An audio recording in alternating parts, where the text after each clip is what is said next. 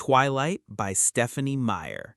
Hey there, book lovers. Imagine this: a quiet, rainy town where secrets lurk in the shadows and a love story unfolds that's equal parts thrilling, forbidden, and utterly addictive.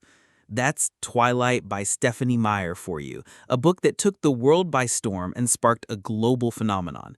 Whether you're a diehard fan of sparkly vampires or someone curious about why this story captured millions of hearts, stick with me as we dive into the misty world of Forks, Washington to unpack the magic, the flaws, and the deeper messages of Twilight. By the end, you'll see this book in a whole new light, and maybe even want to grab a copy yourself. So, let's get started. Don't forget to hit that subscribe button and ring the bell so you never miss another book review. Let's kick things off with a quick summary of Twilight, but don't worry, I'm keeping it spoiler light and creative to respect YouTube's policies and avoid just regurgitating the book. Twilight follows Bella Swan, a shy, introspective 17-year-old who moves from sunny Phoenix to the perpetually rainy town of Forks to live with her dad. She's not exactly thrilled about the move, but things take a wild turn when she meets Edward Cullen, a mysterious, jaw-droppingly handsome classmate who seems to both despise her and be drawn to her. As Bella unravels the truth about Edward, he's a vampire with a dangerous allure. Their romance blossoms against a backdrop of supernatural secrets, small-town gossip, and looming threats. The story weaves together love, danger, and self-discovery, all wrapped in Meyer's moody, atmospheric prose. It's a tale that's as much about longing and identity as it is about vampires and werewolves. Now, let's talk about what makes Twilight so captivating. First off, Meyer nails the vibe of teenage longing. Bella's voice feels raw and real. She's not a superhero, she's just a girl grappling with feeling out of place, something so many of us can relate to. When she falls for Edward, it's not just about his good looks, though, let's be honest, Meyer describes him like he's carved from marble. It's about that electric pull of first love, the kind that makes you feel alive and terrified at all once.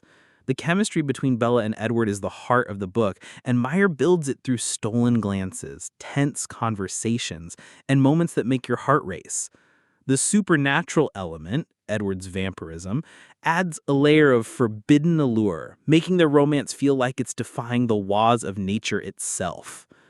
But Twilight isn't just a love story, it's a deep dive into identity and choice. Bella's journey is about figuring out who she is in a world that feels alien to her. Moving to Forks forces her to confront her insecurities and decide what she's willing to risk for love. Edward, meanwhile, is a fascinating character. A century-old vampire trapped in a teenager's body, wrestling with his own moral code. He's torn between his love for Bella and his fear of destroying her, which adds a layer of tension that keeps you hooked. The supporting characters, like the quirky Cullen family or Bella's high school friends, bring humor and warmth, grounding the story in a relatable small-town setting before the supernatural stakes ramp up. Let's get into the themes, because this is where Twilight gets really interesting. One big theme is the idea of sacrifice. Bella and Edward's love comes at a cost. They're constantly navigating the dangers of their worlds colliding. This resonates with real-life questions. What are you willing to give up for someone you love? How do you balance your desires with your safety? Another theme is the struggle between human instincts and something greater.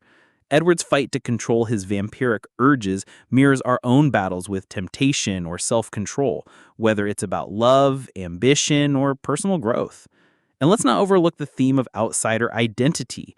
Bella's awkwardness and Edward's otherness make them both misfits, which speaks to anyone who's ever felt like they don't belong. In a way, Twilight reflects the universal teenage experience of searching for a place to fit in. Now, let's zoom out and connect this to the real world. Twilight hit shelves in 2005, and its massive success wasn't just about vampires. It tapped into a cultural moment. The early 2000s were full of stories about forbidden love and supernatural beings, from Buffy the Vampire Slayer to Harry Potter. But Twilight stood out because it spoke directly to young women, giving them a heroine who, while flawed, was unapologetically herself. Bella's vulnerability and determination resonated with readers who saw their own struggles in her. The book also sparked conversations about love and agency. Some critics argue Bella's obsession with Edward borders on unhealthy, raising questions about dependency in relationships, a topic still relevant today as we discuss boundaries and self-worth in romance. Speaking of flaws, let's be real, Twilight isn't perfect. One criticism is Bella's passivity. She often lets Edward take the lead, which can feel frustrating if you're rooting for a more empowered heroine. Compared to modern YA novels with fierce, independent protagonists, Bella's reliance on Edward can feel dated. The prose, while atmospheric, sometimes leans too heavily on adjectives, which might annoy readers who prefer leaner writing. And yes, the sparkly vampire concept raised some eyebrows. Vampires traditionally burn in sunlight, not glitter like a disco ball. But honestly, that quirk is part of the book's charm. It's Meyer's bold twist on vampire lore, making it her own. Here's where I want to offer a fresh perspective.